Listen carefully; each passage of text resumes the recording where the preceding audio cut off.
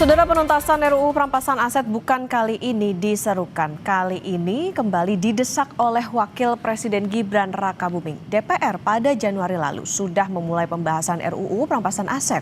Lalu faktor apa yang bisa membuat RUU ini cepat selesai atau ada apa sajakah faktor penghambatnya? Kita ulas bersama dengan Wakil Ketua Badan Legislasi DPR fraksi Golkar Ahmad Doli Kurnia, kemudian ada Komisioner KPK 2015-2019 Saud Sitomorang, dan tenaga ahli utama Badan Komunikasi Pemerintah Kurnia Ramadana. Selamat pagi Bang Doli, Pak Saud, dan juga Mas Kurnia.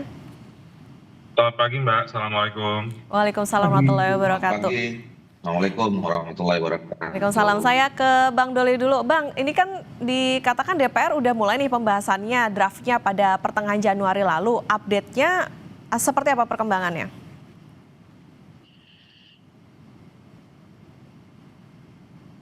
Iya, betul. Halo. Ya, update-nya gimana Bang Halo. Doli? Iya, ini kan kita di DPR sebetulnya sudah merespon cukup baik ya. Bahkan kemarin di akhir tahun 2025, tepatnya sekitar bulan September dan Oktober, kami di Badan Legislasi itu kan sudah merevisi Prolegnas ya, dan kemudian memasukkan rencana pembentukan undang-undang perampasan aset ini sudah kita masukkan dalam list prolegnas, bahkan di dua tempat, yaitu prolegnas di tahun 2025 dan kemudian juga prolegnas di 2026. Nah, itu adalah untuk mengantisipasi bahwa kalau memang semua dan segala sesuatunya dikoordinasikan selesai dengan pemerintah, bisa dimulai akhir tahun 2025, kita juga sudah siap. Tetapi kalau kemudian memang dua hal ya, kalau belum dibahas di tahun 2005 atau kemudian dibahas 2025 tapi belum selesai, itu kita sudah punya jaring pengaman, kartu pengamannya di tahun 2026. Nah, alhamdulillah kemarin Telkom 3 yang memang disepakati untuk membahas undang-undang ini bersama dengan pemerintah itu sudah memulainya. Nah, kita tinggal menunggu dan kemudian mendorong ya supaya memang ini segera prosesnya cepat dan bisa selesai. Oke, berarti di Komisi 3, nah ada laporankah Bang soal dari Komisi 3 ke Baik DPR, apa aja isinya? Kan biasanya proses di DPR itu ketika inisiatif atau penyerahan pembahasannya diserahkan ke masing-masing komisi, yaitu sepenuhnya materi ya, dan apalagi itu kan dimulai nanti dari draft naskah akademik dan draft rancangan undang-undang yang itu dilakukan oleh Badan Keahlian Dewan. Tentu nanti sudah ada pembahasan di teman-teman Komisi 3 yang kita serahkan. Nah, jadi materinya sepenuhnya. Ya, Bang Doli? Oke, mungkin saya ke Mas Kurnia dulu. Mas Kurnia, ini kan tadi dikatakan oleh Bang Doli, ini sudah masuk prolegnas dan juga nantinya akan dibahas di Komisi 3, artinya ditekelnya oleh Komisi 3. Nah, tiba-tiba juga Wapres... Mereka bisa menyelesaikan undang-undang itu. Ya. Oke, Mas Kurnia, nah tiba-tiba Wapres Gibran bicara soal perampasan aset dan koruptor harus dimiskinkan. Apakah ini juga menjadi suatu sinyal keseriusan begitu dari DPR akhirnya juga membahas ini, akhirnya melanjutkan ini? Apa latar belakangnya juga sehingga Wapres Gibran ini mengatakan atau membuat semacam rilis begitu soal keseriusan RUU perampasan aset ini? Ya, ada 3 kondisi yang melatar belakangi pernyataan Mas Wapres beberapa waktu lalu tentang urgensi pengundangan undang-undang perampasan aset. Pertama, itu terkait dengan temuan dari survei indikator pada pekan lalu yang menempatkan aspek pemberantasan korupsi sebagai elemen kepercayaan tertinggi terhadap kerja-kerja pemerintah. Kondisi kedua adalah terkait dengan indeks persepsi korupsi yang pekan lalu juga dilansir oleh Transparansi Internasional. Ada aspek perbaikan dan evaluasi di lingkup pemerintah dalam merumuskan kebijakan pemberantasan korupsi. Kemudian yang ketiga, Mbak Okta, terpenting rancangan undang-undang perampasan aset sebagaimana disampaikan oleh Mas Wapres bukan baru ini saja bergulir. Undang-undang ini sudah menjadi tunggakan legislasi sudah sangat lama. Maka dari itu, pemerintah dalam hal ini tidak hanya Mas Wapres, pernyataan Mas Wapres itu selaras dengan pernyataan Presiden berulang kali yang juga mendesak agar undang-undang perampasan aset ini segera diundangkan. Di waktu yang sama, Mbak Okta, tentu pemerintah mengapresiasi kerja dari DPR sekitar 3 minggu atau 1 bulan yang lalu, di mana Badan Keahlian DPR sudah mengadakan pertemuan dengan Komisi 3 DPR RI yang mengatakan itu menjadi sinyal bahwa undang-undang perampasan aset yang selama ini dinanti oleh masyarakat dan aparat penegak hukum segera bergulir. Mari kita lihat prosesnya dan tentu pemerintah berprasangka baik agar undang-undang ini dibahas secara meaningful participation. Demikian, Pak. Oke, jadi tunggakan legislasi. Lantas Pak Saud, ini artinya apakah melihat juga bahwa RUU perampasan aset ini akan dikebut karena udah dapat ini juga nih dorongan juga nih dari Wapres? Ya, nggak ada gunanya ya, useless aja dia ngomong-ngomong kayak gitu. Karena gini loh, kalau kamu lihat itu indeks persepsi korupsi kita turun dari 30 kemarin 37 kemudian jadi 34 itu sekelas Nepal itu kan. Cara korupsi itu Anda harus bicara apa yang disebut dengan persoalan-persoalan korupsi.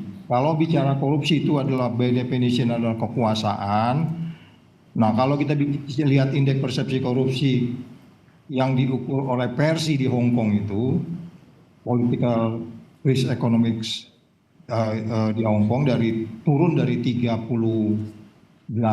turun ke 35, itu gede banget itu turunnya, dari 38 turun ke 34 ya. Turun 4 gede banget. Apa yang dinilai di situ? Yang dinilai itu adalah kepala negara, wakil kepala negara, DPR, polisi, tentara, militer, hakim, jaksa, semua itu dinilai gitu loh. Itu turunnya paling gede itu. Ya, dari PF itu turunnya paling gede itu perilaku. Baru kemudian varietas demokrasi juga turun. Kemudian kita bicara skriptra, ya, bicara strikta, bicara sertanya undang-undang ini. Jadi kan undang-undang ini bicara skripta, tertulisnya gimana masih debat. Strikta, bagaimana benar bisa menjarakan orang juga masih debat. Serta apa bisa meyakinkan. Kita kan punya pengalaman undang-undang pencucian uang. Mandul, nggak ada bicara apa. Tiap tahun itu BPATK ngelapor tuh. Nanti ini ada badan baru bikin lagi sama gitu. Jadi persoalannya adalah ini bukan kita bicara siapa nyanyi apa. Kita nggak urusan sama kucing kurap, kucing garong apa pokoknya bisa memberantas korupsi. Tetapi yang menjadi persoalan adalah ini kan jadi gimmick gitu loh. Ini dari badang jualan nih. Isu perampasan aset-aset ini kan barang jualan. Setiap mau kampanye pasti begini. Kan kemarin dikirim juga tuh ke Mas Doli tuh. Mas Doli masih di komisi begitu. Dikirim juga tuh tahun kemarin menjelang kampanye. Nggak jadi-jadi juga kan. Jadi hanya untuk barang-barang jualan aja. Jadi apa yang disebutnya politik, yang disebutnya ini terjadi juga di banyak negara. Ketika orang punya kelemahan, ketika orang punya problematik dalam dirinya, siapakah Anda? Politisi kayak apa kayak, nah itu dia selalu bicara integriti itu, bicara anti korupsi itu banyak di negara lain, 1MDB di Filipina itu mirip sama gitu. Jadi kita mau kayak gitu kan, kalau saya nggak mau, apa?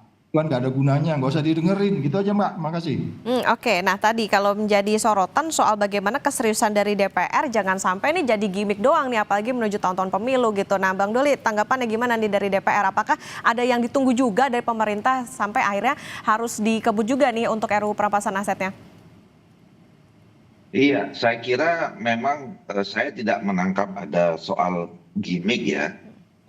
Karena kalau disebutkan tadi misalnya saya tidak tahu kalau periode yang lalu saya waktu itu ketua Komisi 2 ya, yang memang tidak berhubungan langsung dengan soal undang-undang ini. Tetapi waktu itu saya juga menjadi salah satu yang mendorong supaya undang-undang ini segera dibentuk gitu. Dan saya lihat sekarang juga teman-teman di DPR juga sangat serius untuk berupaya segera melakukan pembahasan dan menyelesaikan ini semua. Ya tinggal memang harus kita kawal ya, nggak bisa memang kemudian taken for granted, diserahkan kemudian dibiarkan begitu saja gitu. Memang betul tadi harus ada keterlibatan publik ya. Pertama tentu di dalam proses pengawasan ini supaya memang jadwalnya ketat gitu. Kemudian yang kedua dari segi materinya itu tadi misalnya perlunya ada proses meaningful participation, keterlibatan masyarakat, keterlibatan publik sehingga memang isinya, substansinya itu sesuai dengan harapan kita. Undang-undang ini lahir untuk menjadi bagian penting di dalam kita pemberantasan korupsi. Oke. Ya, Mas Kurnia, apakah masih terhubung? Masih, Mbak. Ya, Mas Kurnia, tadi melihatnya seperti apa Mas? Sebetulnya juga dari DPR sudah ada upaya nih, dikatakan demikian oleh Bang Doli, sebetulnya sudah ada proses dan lain sebagainya. Tapi menurut Pak Saud, ini kok kayaknya jadi gimmick doang nih untuk RUU perampasan aset. Nah, keseriusan dari pemerintah seperti apa untuk koordinasi maupun juga keseriusan bersama dengan DPR untuk RUU perampasan aset ini? Iya, pertama keraguan itu amat sangat wajar disampaikan. Karena secara faktual memang kalau kita melihat naskah akademik rancangan undang-undang perampasan aset itu sudah ada Mbak Okta sejak tahun 2008. Jadi praktis lebih dari 15 tahun undang-undang ini dinanti oleh semua pihak. Bukan hanya dinanti oleh masyarakat, karena secara faktual memang undang-undang ini amat sangat dibutuhkan oleh aparat penegak hukum. Mbak Okta, saya ingin sederhanakan sedikit apa sebenarnya RUU perampasan aset ini. Kalau kita bicara tentang penegakan hukum tindak pidana korupsi, selama ini berfokus pada penegakan hukum orang, pelaku, individu, in persona. Kalau kita menggunakan rezim perampasan aset, maka kita memindahkan aras hukum pidana dari in persona menjadi in rem, aset. Fokusnya adalah aset yang tercemar dari praktik kejahatan, tidak peduli pelakunya ada di mana.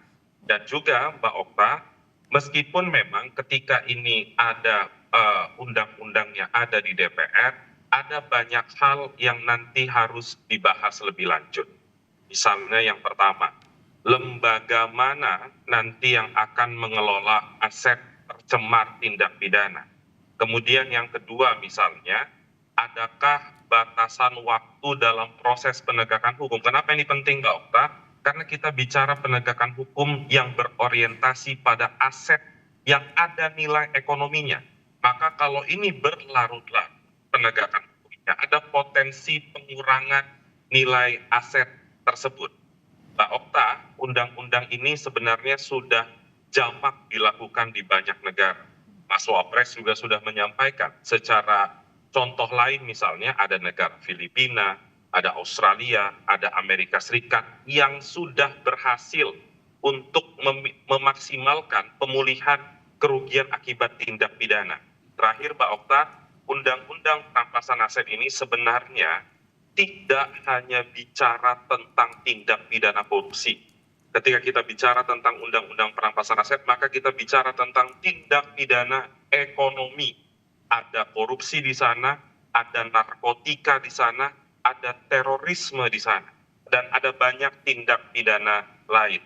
Maka dari itu, penjelasan Mas Wapres dan pidato-pidato Presiden selalu menyebutkan undang-undang perampasan aset sangat amat penting terkait dengan upaya penegakan hukum tindak pidana ekonomi. Oke, kalau gitu, ya kalau saya ke Pak Saud. Pak Saud, tadi yang di-highlight menarik soal bagaimana memaksimalkan kerugian negara yang bisa dikembalikan. Kalau dari catatan Pak Saud seperti apa? Kemudian tadi Pak, soal kendala mungkin yang bisa ditemui begitu dari perjalanan RUU perampasan aset ini. Karena kan ini juga tadi menjadi catatan, ada ini sudah lama ya, bahkan dari era Presiden SBY. Ini apa saja Pak kendalanya? Ya kalau saya yang tahun 2004 kan saya masih di BIN ya, jadi kita udah bicara itu tuh. Karena itu kaitannya nanti itu ada kaitan dengan kejahatan transnasional. Saya di Transnational Crime Task Force waktu itu. Jadi udah dibahas itu kan, ini kaitannya juga nanti undang-undang terorisme dan lain-lain. Jadi yang disampaikan Kurnia tadi itu udah cukup lama dan sampai hari ini masih hanya omong-omong aja gitu. Padahal di depan IPI ada piagam PBB yang kita tanda-tangani, ada juga 4 persoalan juga yang dilaporkan ke Presiden oleh Abraham Samad kemarin, ya. Kemudian Wapresnya ikut nimbung-nimbung, nyambut-nyambut gitu, TikTok gitu kan. Ya saya pikir kita jangan masuk di situ deh gitu. Sekarang sustainability-nya gimana gitu. Bayangin aja dari sisi kompetitif kita ini turun dari 45 ke 26 gitu something ya. Bahwa kita cara bersaing aja kita nggak benar gitu. Cara bersaing kita nggak benar itu kenapa? Bangun bandara kayak begitu. Ya kan, jadi saya bilang begini, daripada kita memang di sini nanti melaksanakan sesuatu undang-undang yang nggak jalan. Undang-undang KPK itu kan hancur, padahal udah jalan, diganti ya nggak. Sekarang yang bersangkutan ngomong mau balikin lagi, mau ikut nimbung lagi gitu. Ya kan? Terus kemudian undang-undang pencucian uang, ada badan PPATK, begitu juga tiap bulan, tiap tahun dia lapor. Suspicious transaction ada tuh, segepok itu, nggak ditindaklanjuti. Ini sama, ini nanti gini juga gitu. Jadi maksud saya gini loh. Udah kembaliin dulu undang-undang KPK-nya biar kita beresin lagi deh negeri ini, jangan percaya yang lain dah, ya. Kita kembalikan dulu undang-undang KPK-nya. Kemarin itu udah ngomong tuh Abraham Samad ke Presiden. Presiden balik dari luar negeri bikin perpu, kita beresin semua, nanti kita benahin semua. Mulai dari pencegahan, koordinasi, supervisi, monitoring, pencegahan, penindakan tuh dibenahin semua dari awal. Kalau enggak nanti Presiden juga menggimik, percaya deh. Tahun depan ini kita menuju indeks persepsi korupsi 30. Kalau begini cara kita menyelesaikan, jauh di bawah Nepal. Jadi jangan gimik-gimik lagi, udah diem-diem. Mas Kurnia jadiin tuh bulan depan diketok, udah gitu aja. Udah jelas kok itu, naskah akademiknya udah jelas tuh. Yang kalaupun ada persoalan-persoalan menyangkut strikta dan serta di dalam membuat undang-undang, itu dibuat. Jangan bikin undang-undang isinya sudah jelas, padahal nggak jelas gitu. Dijelasin tuh, Kurnia paling sering tuh pusing dia. Setiap pada undang-undang sudah jelas, padahal nggak jelas gitu. Jadi harus, ini maksudnya kita hari ini secara khusus kalau kita bicara strikta dan sertanya, jadi artinya skripnya dibahas dulu, itu soal lain. Ya tadi dibilang kan meaningful participation. Siapa yang belum berpartisipasi di dalam undang-undang pemberantasan aset ini? Semua kita, sediam TikTok itu orang di kampung aja udah partisipasi. Kurang apa itu? Ayo. Nah, jadi jangan bicara ini apa meaningful participation lagi. Sudah sangat banyak. Itu sebabnya saya katakan kembali sekali lagi, ini tinggal kemudian disahkan aja segera. Walaupun nasibnya nanti seperti dengan undang-undang yang kita sebut sebagai undang-undang pencucian uang, padahal udah ada badannya, ya memang nasib negeri ini mesti begini. Nunggu gua jadi presiden kali gitu, Okta.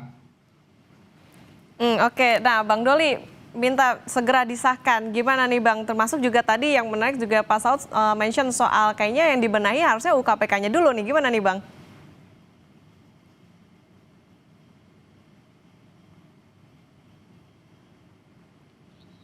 Bang Doli?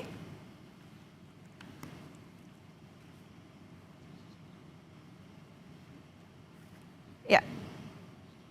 Bang Doli?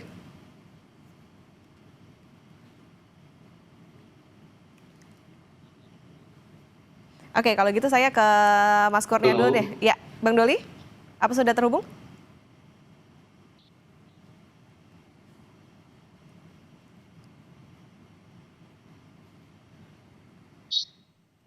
Oke, Mas Kurnia. Halo, ya. Ya, kalau gitu saya ke Mas Kurnia. Mas Kurnia tadi kalau ya. Halo. Iya, Bang Doli sudah terhubung ya? Halo. Oke, saya ke Mas Kurnia dulu deh kalau gitu, karena sambil menunggu Bang Doli. Mas Kurnia tadi menarik soal bagaimana Pak Saud bilang ya dorongannya adalah harus segera disahkan nih gitu. Dan tadi juga soal bagaimana pembenahan tidak hanya dari segi RUU perampasan aset yang sampai dengan saat ini, kalau tadi sempat dibilang jadi gimmick aja, tapi juga pembenahan dari RUU yang lain yang misalnya saja kayak KPK tadi dikembalikan ke UU yang lama begitu. Tanggapan Anda? Iya, soal pernyataan Pak Saud itu urgensi pengundangan undang-undang perampasan aset sulit dibantah.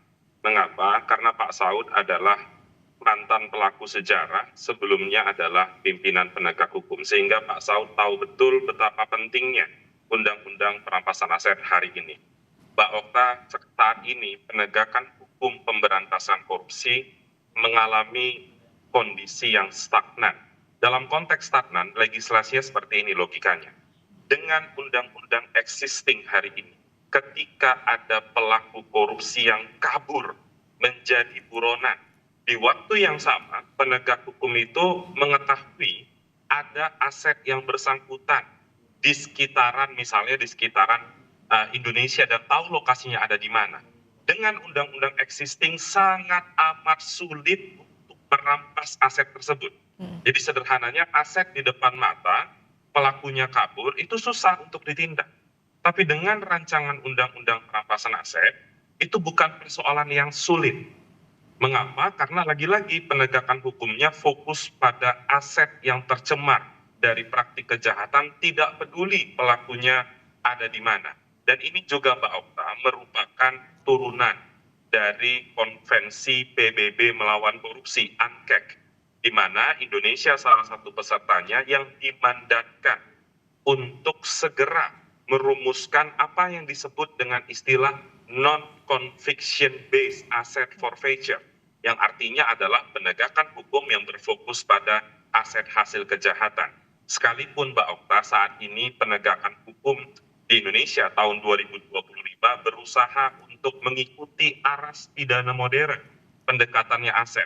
Sepanjang tahun 2025 ini bukan untuk membangga-banggakan, tapi dalam konteks transparansi data penegakan hukum pemerintah. Sepanjang tahun 2025, aset recovery dari 3 aparat penegak hukum, Kejaksaan, KPK, dan Polri, jumlahnya 28,6 triliun rupiah.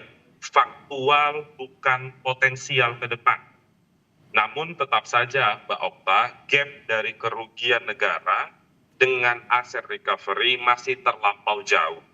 Maka dari itu Mas Wapres juga mengutip data dari Indonesian Corruption Watch yang selama ini juga konsisten bicara tentang gap pemulihan kerugian negara dengan aset recovery dan dikaitkan dengan konteks undang-undang perampasan aset.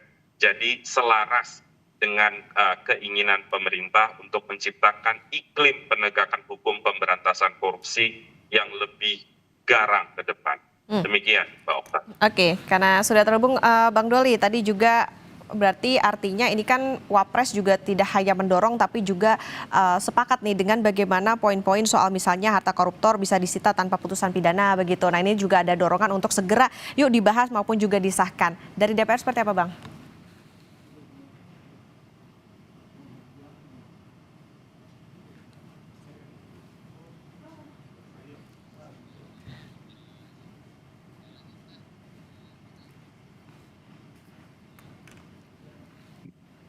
Oke, saya ke Pak Saud kalau begitu. Pak Saud, jadi dari sepanjang pembahasan ini tentunya kan tadi juga Pak Saud mention juga soal bagaimana gimmick ini juga nggak lepas dari bagaimana partai politik yang berada di DPR. Jadi ini dilihatnya masih angot-angotan kah atau seperti apa Pak Saud di tingkat DPR nih?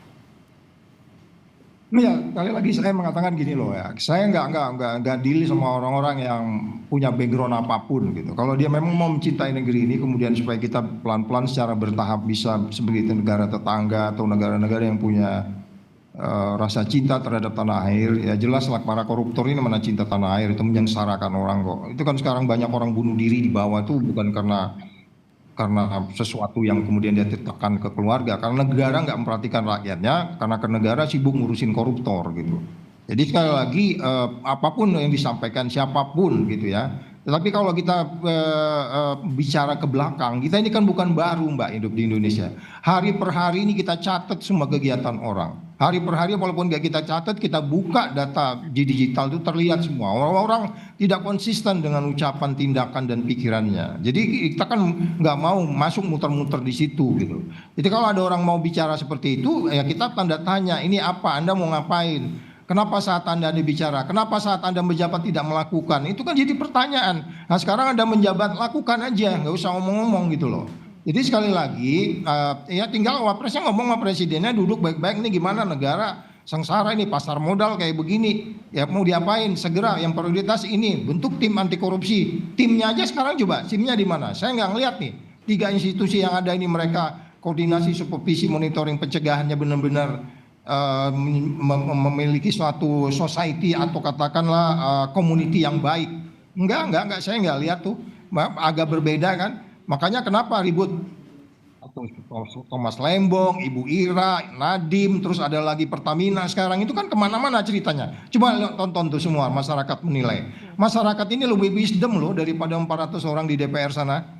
Jelas masyarakat lebih wisdom, mereka lebih logik, mereka lebih bebas konflik kepentingan, mereka lebih objektif, mereka nggak punya nilai-nilai tidak jujur untuk meneruskan membangun dengan baik gitu ya kan, yang disebutnya wisdom crowd itu pastilah lebih wisdom itu tadi, makanya meaningful participation itu sudah dilakukan, meaningful participation itu bahkan udah ngomong orang di TikTok.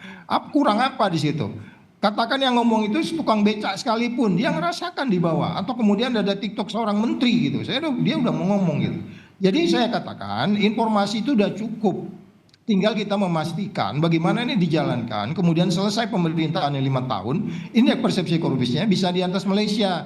Punya target dong, coba tanya, punya target nggak pemerintah sekarang? Saya belum pernah dengar mereka punya target berapa indeks persepsi korupsi, karena itu ukuran dari 9 lembaga itu harus disasar satu-satu. Persaingan gimana, pasar modal gimana, lingkungan hidup bagaimana, polisi gimana, tentara gimana, ya kan, hakim, jaksa, itu kan nggak ada format-format itu, ya kan. Kemarin kan udah kejadian, udah dinaikin gaji masih kena OTT, ya kan. Itu apa dong itu? Indikator apa itu? Jadi yang dimaksud dengan kejar sampai ke Antartika itu nggak berguna di bawah. Ini tinggal di pedangnya ditebas-tebasin aja sebenarnya gitu loh.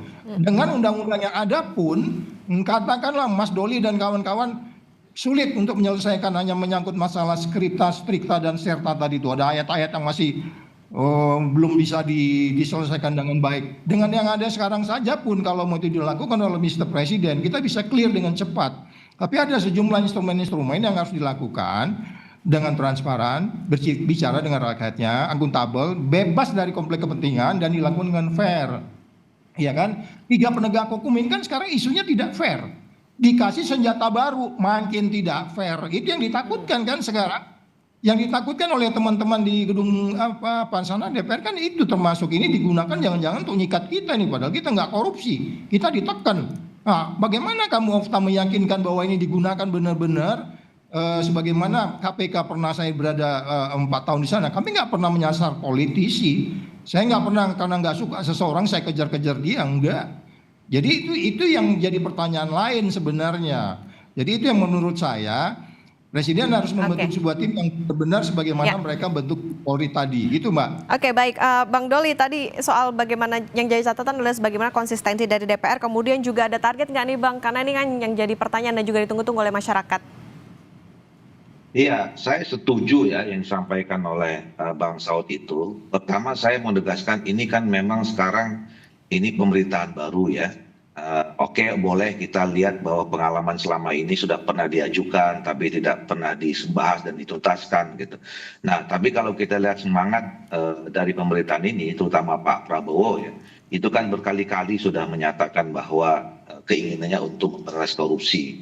Nah, tapi juga ternyata kita melihat fakta yang nggak bisa kita tutup mata gitu, bahwa indeks persepsi korupsi kita ini semakin hari semakin tidak baik gitu.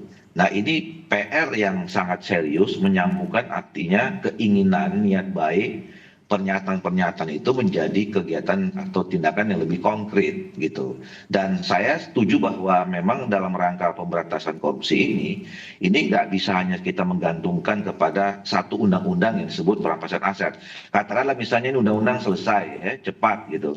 Tapi kalau kemudian tidak didukung oleh sebuah ekosistem yang dibangun dengan baik untuk membatas korupsi gitu ya, itu juga mungkin tidak bisa maksimal. Termasuk kemarin kan seminggu ini kita membahas isu soal apakah undang-undang KPK itu perlu direvisi.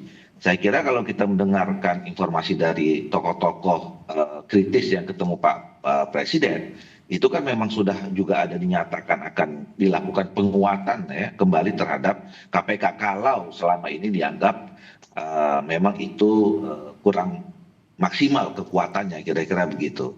Nah, jadi kalau kembali ke pertanyaan tadi, saya bersama dengan teman-teman Balik kemarin itu di dalam menyusun daftar prolegnas, ini kan adalah bagian dari komitmen pemerintah termasuk DPR merespon dari peristiwa Agustus.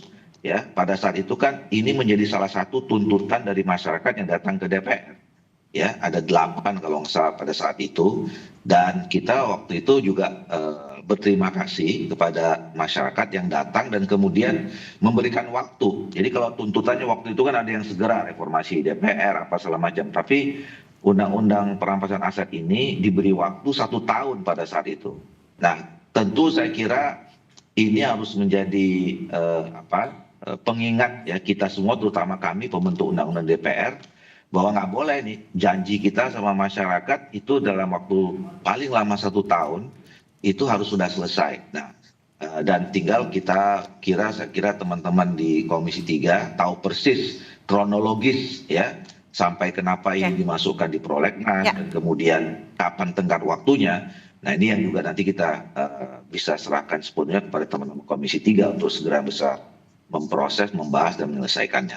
Iya, pokoknya kita harapkan ada pembenahan, Bang, tapi juga bagaimana konsistensi dan willingness dari DPR untuk serius melanjutkan RUU ini juga ditunggu oleh masyarakat. Jangan sampai mandek lagi nih kalau tadi harapannya tidak hanya jadi gimmick politik setiap tahun, kalau dari tadi kata Pak Saud. Terima kasih Wakil Ketua Balik DPR RI, fraksi Partai Golkar Ahmad Doli Kurnia, kemudian juga ada Komisioner KPK 2015-2019, Pak Saud Situmorang, dan tenaga ahli utama Badan Komunikasi Pemerintah, Mas Kurnia Ramadana.